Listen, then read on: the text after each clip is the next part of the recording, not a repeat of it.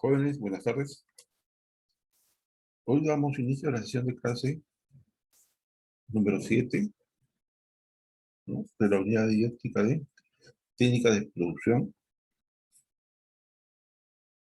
donde hemos empezado a vertir definiciones y conceptos respecto a lo que es una empresa, a los factores de producción, ¿no?, qué es un proceso de fabricación, qué es un proceso productivo, ¿no?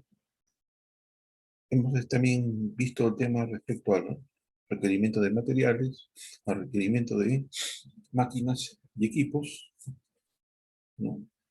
Y hoy vamos a tratar un tema muy importante que es el trabajo en equipo, ¿no?, el cual engloba generalmente al recurso humano, ¿no?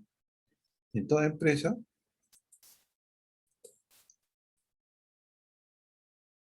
generalmente está liderado y está conformado por este recurso tan importante que son los seres humanos. Entonces, el ser humano no puede concebirse sin un grupo, ¿no?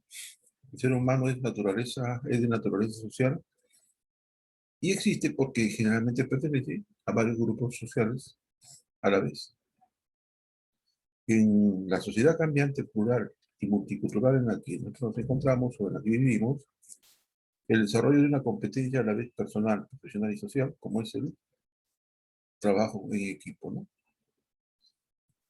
Entonces, si nosotros queremos ver el aspecto más relevante del grupo, el grupo podríamos definirlo como un microsistema social, el cual está conformado por miembros independientes que estos persiguen un objetivo común y que comparten generalmente una misma estrategia y que denominaremos más concretamente normas o pautas de actuación o roles, ¿no? Entonces, en el grupo podemos considerar los aspectos más relevantes y una de ellas, por ejemplo, podríamos decir cuáles son las características del grupo, ¿no? Un conjunto de personas puede considerarse un grupo cuando se cumple con los siguientes indicadores o características, también podríamos decir, ¿no? Entre ellas podemos decir que hay una interacción recíproca. ¿A qué se refiere esto? A que los miembros del grupo se mantienen relaciones regulares y en donde cada uno de sus miembros percibe a los demás de forma individual y en la que existe una relación recíproca entre ellos. Otra característica que tenemos del grupo es la de los que siempre tienen un objetivo, valores y actividades compartidas. Siempre los miembros del grupo comparten un conjunto de objetivos, valores y creencias comunes, y la cohesión del grupo depende muchas veces del grado de aceptación que tienen los objetivos y los valores en el grupo. Otra característica importante es la estabilidad y la duración relativa. Entonces, la interacción entre los miembros de un grupo existe o exige cierta duración en el tiempo. Esto distingue al grupo de una mera reunión accidental de personas, ¿no? Otra característica importante es la conciencia del grupo. La existencia del grupo exige en sus miembros o que sus miembros se identifiquen a sí mismos como tales, ¿no? O sea, los miembros del grupo se identifiquen entre ellos, ¿no? Y es necesario que sus miembros tengan una conciencia de grupo y en virtud a esta se vean a sí mismos como una unidad discernible. Otra característica, otro indicador, podemos decir que es el reconocimiento como tal, ¿no? Esta característica es la complementaria a la conciencia del grupo. La identidad de los grupos sociales nace de la interrelación que hay entre la conciencia del grupo y el reconocimiento exterior. Y por último, podríamos decir que otro indicador o otra característica es la distribución de roles dentro del grupo, ¿no? Los roles de las personas están bien definidas y están bien diferenciados. Podríamos también señalar las estrategias de acción, y esto está referido a que las personas poseen su propio código y lenguaje, así como sus propias normas y creencias. También hay una solidaridad e interdependencia entre ellas. Por lo tanto, dentro y fuera del grupo, la intensidad y la efectividad de las relaciones puede dar lugar a la formación de subgrupos por su afinidad. El grupo, en sus aspectos más relevantes, podemos considerar las principales razones por qué se forma un grupo. Las causas por las que se origina un grupo son principalmente por satisfacción de las necesidades de las personas, para conseguir metas juntos más eficazmente, con menos recursos y con objetivos compartidos imposibles de alcanzar individualmente, ¿no? Entonces, estas son las causas por las que generalmente se originan los grupos, ¿no? O un grupo. La satisfacción de las necesidades de las personas o de sus miembros, y porque buscan conseguir siempre metas de forma más eficiente, ¿no? Siempre con menos recursos, y que los objetivos sean compartidos, ¿no? Y los cuales generalmente no se pueden compartir o no se pueden lograr individualmente, ¿no? Las fases en la creación de un grupo. En el proceso habitual de formación y desarrollo de un grupo se pueden reconocer varias etapas, momentos claves, ¿no? Por ejemplo, la formación. La formación es la primera etapa y esta se caracteriza por la incertidumbre respecto al propósito, estructura y liderazgo del grupo. Lo único claro es lo que persigue el grupo, y la etapa de formación finaliza cuando los miembros comienzan a pensar en sí mismos como parte del grupo, ¿no? Entonces, generalmente este es lo que podríamos llamar como la formación de grupo, ¿no? Luego viene una segunda, una segunda fase por la cual se crea un grupo, que es la tormenta. Generalmente se caracteriza por el conflicto intergrupal. Los miembros del grupo aceptan la existencia del grupo, pero tienen cierta resistencia al control que ejerce el grupo sobre ellos, ¿no? O sea, sobre su individualidad y sobre quién controla el grupo, ¿no? Y la etapa finaliza cuando existe una jerarquía relativamente clara de liderazgo dentro del grupo, ¿no? Por eso es aquí generalmente la importancia del líder dentro del grupo social, ¿no? La normalización, que se caracteriza porque surge un sentimiento de identidad, ¿no?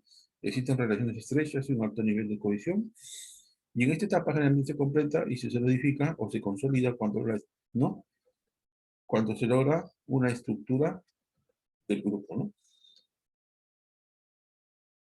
El desempeño, esta es la etapa del grupo, cuando el grupo comienza a funcionar plenamente y el grupo desempeña la tarea asignada, ¿no? Clausura es la etapa final y se caracteriza por la preocupación de los miembros del grupo por terminar actividades o tareas que tienen pendientes, ¿no? Y pueden manifestarse sentimientos de según se hayan conseguido los logros que se han propuesto o no, ¿no? Estos generalmente podríamos considerar que son las fases por las cuales se crea un grupo, ¿no? Por ejemplo, si tenemos este, como ejemplo, cuando conformamos, por ejemplo, un equipo para un campeonato de fútbol, ¿no? Un equipo para un campeonato de fútbol se inicia formando el grupo, ¿no? Y generalmente siempre se les busca inculcar cuál es el logro que persigue al conformarse este grupo, ¿no? En este caso, si es un equipo de fútbol, lo que se busca es lograr el campeonato o lograr, ¿no? Participar, por ejemplo, en la Copa Libertadores, si es un equipo, son equipos sudamericanos, ¿no? Y esta, esta, esta, esta fase, esta fase por la cual se crea el grupo, que se llama Tormenta, ¿no? Generalmente los miembros aceptan la existencia del grupo, ¿no? y logran ver generalmente quién controla el grupo.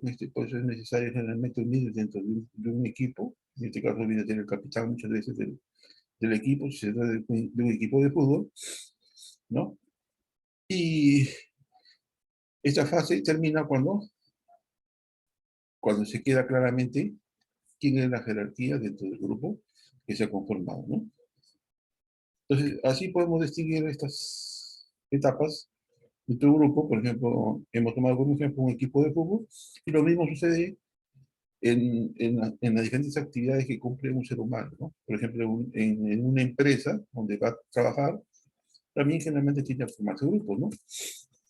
Que son, si son en una empresa donde están trabajando, siempre hay áreas, ¿no? Por ejemplo, el área de mecánica, el área de electricidad, el área administrativa. Entonces, todos ellos conforman sus grupos, ¿no? Y se ve cuando se ha logrado una consolidación del grupo, cuando se va logrando sus objetivos que se han trazado, ¿no? ¿Y qué factores generalmente influyen en el comportamiento del grupo? Normalmente hemos dicho que los grupos tienen una vida propia y el comportamiento grupal diferenciado se ve influenciado por diferentes factores. Entre otros, podemos destacar los siguientes factores. Cuando los recursos que tienen los miembros del grupo, como son las habilidades, personalidades, ¿no? Deficiencias, esfuerzos, razones de dependencia, perfiles profesionales, ¿no? Entonces, esto se refiere a los recursos que tienen los miembros del grupo, ¿no? Generalmente, siempre en todo grupo social, ¿no? Los que conforman este grupo tienen sus propias habilidades, tienen su propia personalidad, tienen ciertas deficiencias, ¿no? Muestran esfuerzos, ¿no? Y tienen generalmente muchas veces un perfil profesional cuando este grupo se desempeña en una empresa, ¿no? O en una actividad determinada, ¿no? Las condiciones externas del grupo, acá tenemos lo que se refiere a la estructura, al ambiente, la cultura, sistema de recompensas, etcétera, ¿no? Estas son las condiciones externas, ¿no? Las condiciones externas como factores que influyen en el grupo, ¿no? El funcionamiento del grupo, las normas y costumbres establecidas dentro del grupo, también son factores externos. Y también tenemos la estructura del grupo, que está conformado por los roles, el estatus, etcétera, ¿no? Las posibles fuentes de conflicto que se desarrollan y gestionan dentro de un grupo o de grupos, podemos considerar problemas generacionales, ideológicos, de sexo o de poder, ¿no? Estos factores realmente también se pueden ver dentro de un grupo social que se ha conformado, por ejemplo, en una empresa, en un equipo de fútbol o en diferentes actividades en las que participa un grupo social. Podemos encontrar que siempre se van a presentar, ¿no?, estos tipos de problemas generacionales. Esto se refiere a que muchas veces los miembros son de diferentes edades, ¿no? Y las actividades que realizan el grupo y su grado de complejidad, ¿no? Entonces, estos son los factores que influyen en el comportamiento del grupo, ¿no? Los recursos que tienen los miembros del grupo, las condiciones externas del grupo, el funcionamiento del grupo, también su estructura, ¿no? Su estructura, tanto los roles como el estatus que logra plasmarse en el grupo, las posibles fuentes de conflictos que se desarrollan y gestionan dentro del grupo, ¿no? Y dentro de los roles del grupo, o de una manera general, podemos clasificar los roles que se van a representar dentro de este grupo, ¿no? Un rol podría definirse como el guión de conducta que marca y orienta de modo en que una persona se comporta dentro de un grupo al que pertenece, ¿no? Y la forma como estas personas contribuyen a las tareas y a la forma como se relacionan con los demás miembros, que conforman el grupo, ¿no? A esto se refieren los roles del grupo, ¿no? Y dentro de los roles podemos tener, por ejemplo, los roles relacionados con la tarea grupal, ¿no? Que son aquellas que se relacionan directamente con la solución de los problemas que surgen dentro de un grupo, ¿no? Y o con las consecuencias de las metas y objetivos grupales que se han trazado, ¿no? Por ejemplo, acá podemos tener los indicadores, ¿no? Iniciador, ¿no? Cuando el grupo propone nuevas ideas, coordinador cuando clasifica las relaciones entre varias ideas y sugerencias, crítico evaluador somete las relaciones del grupo a estudios y evalúa la eficacia de los procedimientos, ¿no? Cuando hay una aportación lógica. También podríamos decir que hay un rol de informante, hay un rol de orientador y hay un rol de sintetizador, ¿no? Estos son los diferentes roles que van asumiendo los que conforman un grupo social, ¿no? Y estos generalmente están relacionados con la tarea que cumplen dentro de este grupo social. También podemos considerar los roles relacionados con el mantenimiento del grupo, ¿no? La cohesión conducta generalmente que van dirigidas a mejorar la cohesión del grupo y el clima grupal, ¿no? O el clima de los miembros que se relacionan dentro del grupo.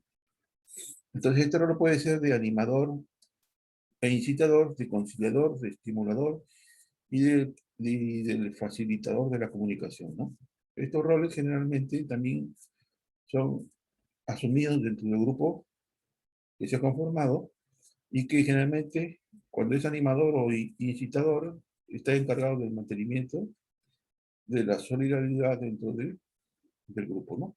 Cuando es conciliador y armonizador, como un grupo social siempre es, sus miembros tienen diferencias, ¿no? Lo que hace el quien asume el rol de conciliador o armonizador busca la reconciliación y rebajar las tensiones en situaciones de conflicto dentro del grupo que se ha conformado, ¿no? También podemos considerar otro factor importante que es el de los roles individuales, que son aquellos que pretenden la satisfacción de necesidades individuales sin relación con la tarea grupal o incluso cuando estas son negativas para mantenimiento del grupo, ¿no? Este rol individual podemos decir que es bloqueador o obstructor, un rol tímido, un rol frívolo, un rol de chivo expiatorio, ¿no? Cuando es cuando un miembro del grupo asume este rol de bloqueador o obstructor, nos referimos a veces que muchas veces esta persona es negativa, resistente frecuentemente al desarrollo, sin razones y objetivos, ¿no? Es tímido cuando este miembro del grupo, ¿no? Tiene pocas intervenciones, puede ser participativo desde el silencio, habla con gestos, con el cuerpo, o puede ser indiferente y frío y inexpresivo, como forzado, ¿no? Entonces, estos son los principales roles, generalmente, de los integrantes de un grupo social que se ha conformado, ¿no? Que, como hemos dicho, puede ser en las diferentes actividades en las cuales las personas se interrelacionan, que puede ser en el trabajo, en el caso, por ejemplo, de ustedes, ¿no? Es dentro de la institución donde se están instruyendo, ¿no? Como se puede ser el instituto, dentro de la carrera de mecánica, ¿no? Entonces, cuando ya haya una interrelación más grupal de ustedes, entonces se pueden ir o se pueden observar estos roles que estamos señalando, ¿no?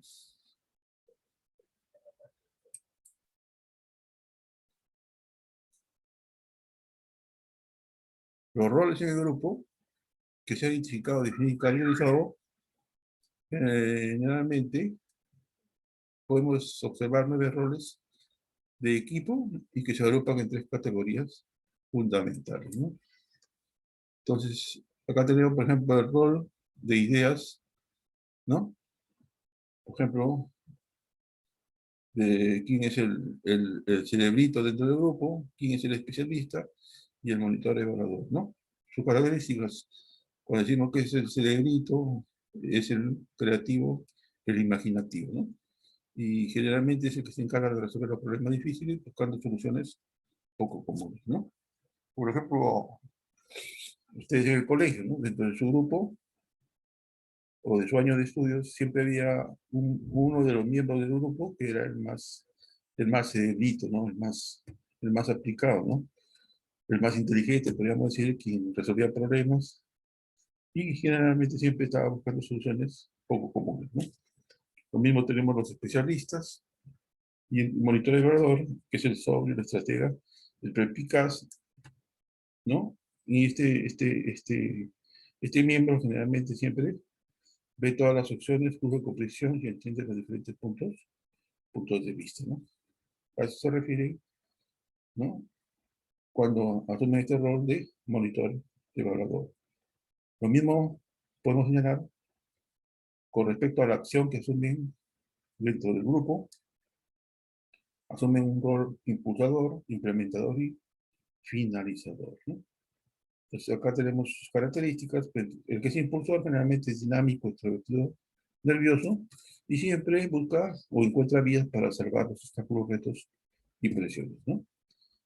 Entonces, acá tenemos los 9 roles según las actividades en las cuales las hemos agrupado, ¿no? Tenemos el que se refiere cuando asume un rol cohesionador, investigador de recursos y coordinador, ¿no? Entonces acá tenemos sus características de cada uno de los roles que asumen estas personas que conforman el grupo, ¿no? Y cuál es su función dentro del grupo, ¿no? Generalmente dentro de un grupo de trabajo, ¿no? En relación con los grupos de usuarios, siempre hay quienes desarrollan habilidades de líderes, ¿no? Y que generalmente son las personas que confían en él y se sienten bien, ¿no? Entonces, a eso se refiere el liderazgo, ¿no? ¿Cuál es el rol del líder? Entonces, podemos decir que el líder es una persona a la que un grupo sigue, considerándola como jefe, conductor, guía u orientador, ¿no? Generalmente, a eso definimos como un líder dentro de un grupo, ¿no? De un grupo social en el cual se han insertado varias personas, ¿no? Un líder es una persona en la que un grupo sigue y lo considera como jefe, conductor, guía u orientador, ¿no? Entonces, cuando nos referimos, ¿cuál es la función de liderar? Podemos decir que liderar es la capacidad de hacer que otros te sigan con el convencimiento de que tus ideas permitirán el avance del grupo, ¿no? Es dirigida hacia la meta y consiste generalmente en influir en las personas para que se unan en la consecución o en el logro de cierta meta en común, ¿no? Eso es liderar. Liderar es la capacidad de hacer que otros te sigan con el consentimiento de que tus ideas permitirán al grupo que avance y, dirigirnos hacia la meta, ¿no? Mediante la influencia en las personas para que se unan estas y logren cierta meta en común, ¿no? Entonces, según Warren Bennis, dice, se puede definir el liderazgo como una cierta capacidad de transformar una visión en realidad, ¿no? Cuando nos referimos a una visión, generalmente es algo utópico, una idea que está en la imaginación de todo un grupo social ¿no? Que quieren convertir esa idea ahí en realidad. Entonces, a eso nos referimos cuando queremos definir el liderazgo, ¿no? Por ejemplo, ahorita que estamos en elecciones, por ejemplo, el líder de- tenemos dos líderes que están luchando por lograr la presidencia de la República, que es la señora Fujimori, ¿no? Que lidera un grupo, un grupo social, y tenemos al señor Castillo, que también lidera otro grupo social, ¿no? Y ambos luchan por transformar una visión de país y lograr que esto se haga realidad, ¿no? Eso si lo vemos desde el punto de vista real, ¿no? Entonces, dentro del liderazgo, el rol del líder es el papel fundamental que, que consiste en dirigir a los integrantes de un grupo y las tareas que éste lleva a cabo en la dirección correcta de cara a alcanzar los objetivos perseguidos por todo el grupo.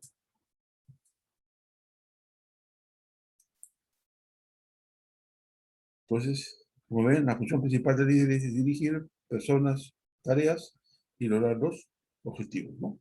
El papel del líder consiste en dirigir para lograr los objetivos perseguidos.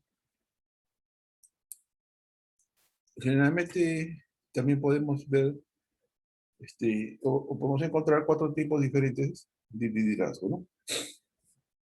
Cuando, por ejemplo, podemos decir que hay un liderazgo relacionado de apoyo, el cual está orientado generalmente a las personas. Hay otro tipo de liderazgo que es el democrático, responsabilizador. También podemos decir que hay un liderazgo que es delegativo. Y como cuarto, podemos decir que hay un liderazgo que es autoritario. Entonces, cada uno de estos tipos de liderazgos tienen sus propias características, ¿no? Por ejemplo, un liderazgo relacionado de apoyo siempre busca que las personas sean lo primero, generalmente siempre escucha y anima, prioriza el desarrollo de todos los miembros del grupo, favorece la participación en la toma de decisiones, ¿no? Crea una atmósfera de seguridad, ayuda a resolver los problemas y aconseja y toma la iniciativa, ¿no? A esto se refiere a un tipo de liderazgo relacionado de apoyo, ¿no? Lo mismo podemos decir que dentro de este tipo de liderazgo democrático responsabilizado, claramente entiende que la autoridad se deriva de las metas y de las ideas, ¿no? Generalmente siempre da instrucciones precisas y anima, ¿no? Integra a las personas en la organización, prefiere los objetivos compartidos y el trabajo en equipo, valora el trabajo y los proyectos, la formación del grupo y felicita y muestra siempre confianza en los integrantes del grupo, ¿no? A eso se refiere a un tipo de liderazgo democrático. Lo mismo es el delegativo y lo mismo es el tipo de liderazgo autoritario. Generalmente este es el autoritario es el que es cauto, cuidadoso y conservador, ¿no? Define las prioridades que se han planificado, establece cuándo y dónde y cómo y con quién, ¿no? Procura que se mantengan las normas y los principios establecidos, resuelve problemas, ¿no? Y generalmente la comunicación es en un solo sentido, ¿no? Es el quien da las órdenes y estas deben ser cumplidas, ¿no? A eso se refiere cuando es autoritario, ¿no? O separado, ¿no? Del grupo, ¿no?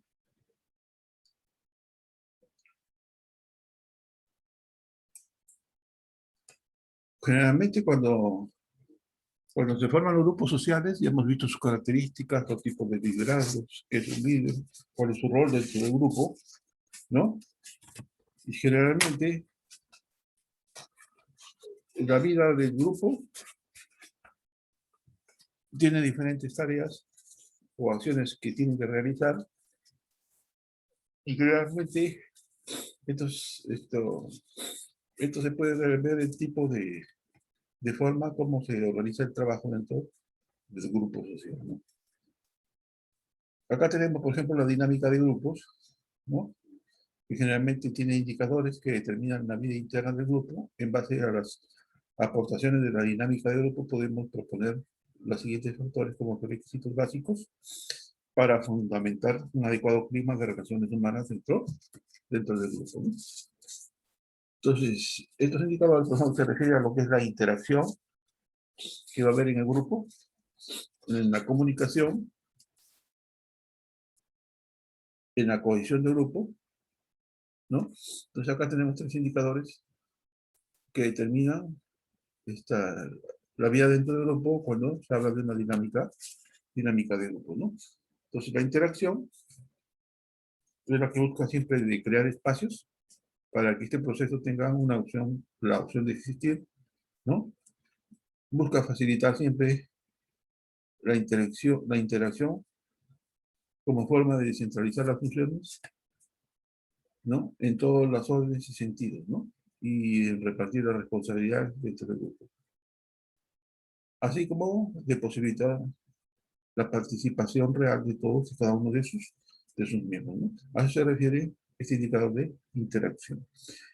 Y la comunicación casi siempre se habla de comunicación personal, se piensa que el lenguaje verbal o no verbal, cuando en la realidad habría que pensar más en las personas que se comunican, ¿no? En la dinámica de grupos, generalmente es cómo lograr la comunicación con la calidad de que el mensaje sea entendido, ¿no? Como la importancia de las personas dentro del proceso que se interrelaciona, sin olvidar el código y las leyes de la comunicación, ¿no? Entonces la comunicación es bastante importante dentro de la dinámica de grupos, así como la cohesión, ¿no? Entonces, acá generalmente cuando hablamos de la cohesión, nos referimos a la unión que existe entre los miembros del grupo y que hace que las personas permanezcan siempre integradas dentro del grupo y este no se disuelva, ¿no?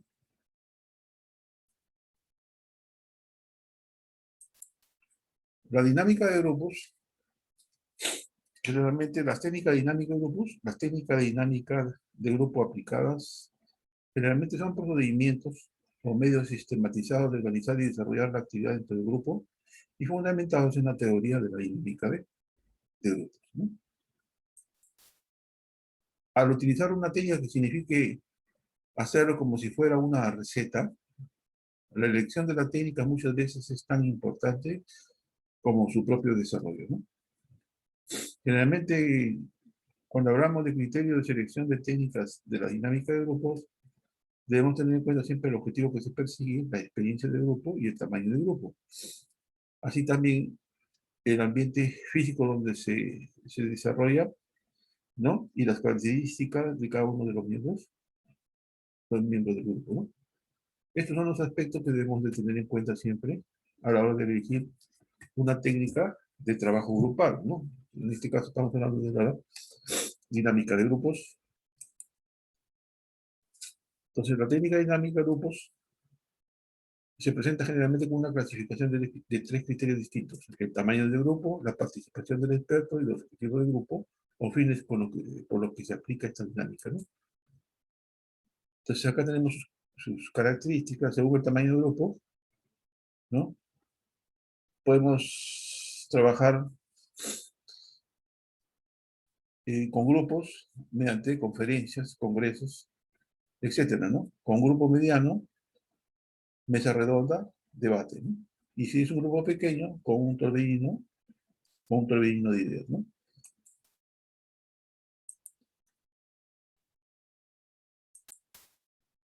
Según la participación de los expertos, las técnicas con actividad predominante de expertos, tenemos acá esta técnica del foro, mesa redonda, simposio, panel, ¿no? Y también hay técnicas en las que el experto participa con todo el grupo, que es la defensa de una tesis, por ejemplo, el juego de roles, el torbellino de ideas, ¿no? Etcétera, ¿no? Y según los objetivos que persigue el grupo, tenemos lo que es la presentación, la animación, el conocimiento, el autoconocimiento, la comunicación, el trabajo en equipo, consenso, resolución de conflictos y creatividad, ¿no? Estas diferentes técnicas de dinámica grupal o de dinámica de grupos generalmente son las que se utilizan, ¿no? Cuando queremos establecer los criterios para aplicar esta técnica de dinámica de grupos, ¿no? Entonces, acá podemos ir señalando más o menos, según la participación de expertos, ¿a qué se refiere cuando hablamos de una mesa redonda? Una mesa redonda generalmente es un grupo de 3 a 6 expertos que intervienen en un auditorio en forma sucesiva, sosteniendo puntos de vista, divergencias ¿no? O contradicciones, ¿no? Y en la cual se discuten entre los expertos para confrontar o rebatir los argumentos en los sentidos que ellos están trabajando, ¿no? Eso se refiere a la mesa redonda, ¿no? Es una técnica de dinámica grupal, ¿no? Cuando hablamos de simposio, también generalmente es un grupo de 3 a 6 expertos, ¿no? Que intervienen en un auditorio de forma sucesiva, pero no mantienen puntos de vista divergentes, sino que tratan aspectos complementarios, ¿no? En eso se refiere o se diferencia de la mesa redonda, ¿no? El simposio, ¿no? El panel, lo mismo, es un grupo de 4 a 6 expertos que discuten temas en forma de diálogo ante un auditorio y ninguno de ellos realiza exposición unitaria, ¿no? El foro es otra técnica de dinámica grupal, es una técnica orientada a promover la participación de todos los miembros de grandes grupos, ¿no? Y la defensa de una tesis, que es un debate, generalmente está dado por un individuo, pareja o grupos mayores que defienden diferentes tipos de tesis, ¿no? Distribuidos en grupos de manera que comienzan por la más conocida y concreta para entenderse temas menos conocidos, ¿no? Y esto generalmente es utilizado para descubrir y estudiar las causas de incomunicaciones en grupos y consecuentemente para propiciar la comunicación interna del grupo, ¿no?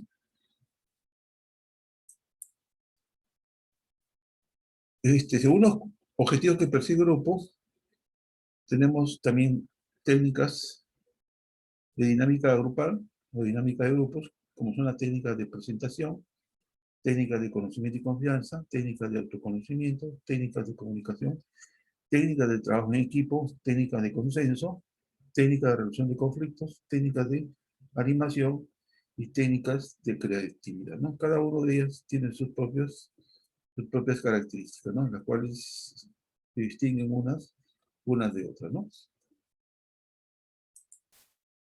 Entonces, siempre dentro de un trabajo en equipo es importante la comunicación, ¿no?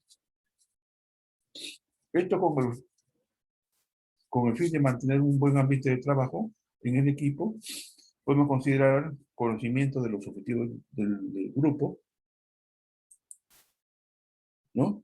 A la aceptación de las condiciones de trabajo, al intercambio de conocimientos y transmisión de la información, a la existencia de un líder que integre el grupo y a la cohesión y participación en el equipo. Además, la comunicación debe realizarse en todas las direcciones posibles, ¿no? Esta comunicación muchas veces puede ser vertical o puede ser horizontal, ¿no? Una comunicación decimos que es vertical cuando es de arriba hacia abajo, ¿no? Donde hay un profesional que es responsable hacia sus colaboradores y de abajo hacia arriba, ¿no? Cuando los colaboradores van hacia el profesional responsable, ¿no? A eso se refiere vertical, de arriba abajo o de abajo arriba, ¿no? Y horizontal es cuando hay una relación directamente entre todos los profesionales y todos los colaboradores que conforman un determinado grupo de trabajo, ¿no? Y las técnicas para fomentar el trabajo en equipo cooperativo, generalmente que es la cooperación frente a la competencia, ¿no? Siempre hay diferencias relevantes entre el trabajo cooperativo y el trabajo competitivo, ¿no? Acá también podemos hacer las distinciones cuando es cooperar y cuando es competir, cuáles son sus ventajas, ¿no? Y cuáles son sus inconvenientes, ¿no? Normas para el trabajo cooperativo y normas para el trabajo de equipo, ¿no? Como ven, cuando hablamos de cooperar, sus ventajas, ¿no? Tenemos que se produce la suma total del conocimiento de información, la creatividad y mayor el número de enfoques ante distintas situaciones. La participación libre y crítica aumenta la aceptación de los valores del grupo, ¿no? Y lo mismo los inconvenientes. Cuando se compite, es el mayor gasto de tiempo, pérdida de energías, se disuelven las responsabilidades entre las personas que conforman el grupo, generalmente se generan desacuerdos y se toman decisiones que no son aceptadas muchas veces, ¿no? Esos son los inconvenientes cuando se trabaja con la competición, ¿no? Esto dentro del trabajo cooperativo, ¿no? Y competitivo, ¿no? Lo mismo tenemos las normas que guían o rigen estos tipos de trabajo competitivo y cooperativo. Entonces, las técnicas para fomentar el trabajo en equipo cooperativo, cooperación frente a la competición, acá tenemos sus ventajas y tenemos sus desventajas. Dentro de las ventajas, realmente es que se trabaja con menos tensión al compartir trabajos más duros y difíciles, y la desventaja es que se toman las decisiones de forma prematura, ¿no? Se comparte la responsabilidad al buscar soluciones desde diferentes puntos de vista, ¿no? Es más gratificante de ser partícipe del trabajo bien hecho, se comparten los méritos, el individuo puede proponer sus ideas a los demás miembros del grupo, ¿no? Y entre las ventajas tenemos que impedir el dominio de pocas personas, en particular el dominio de líderes, ¿no? Entonces, a eso se refiere ¿no? Estas ventajas y ventajas del trabajo en equipo, ¿no? Cooperativo, ¿no?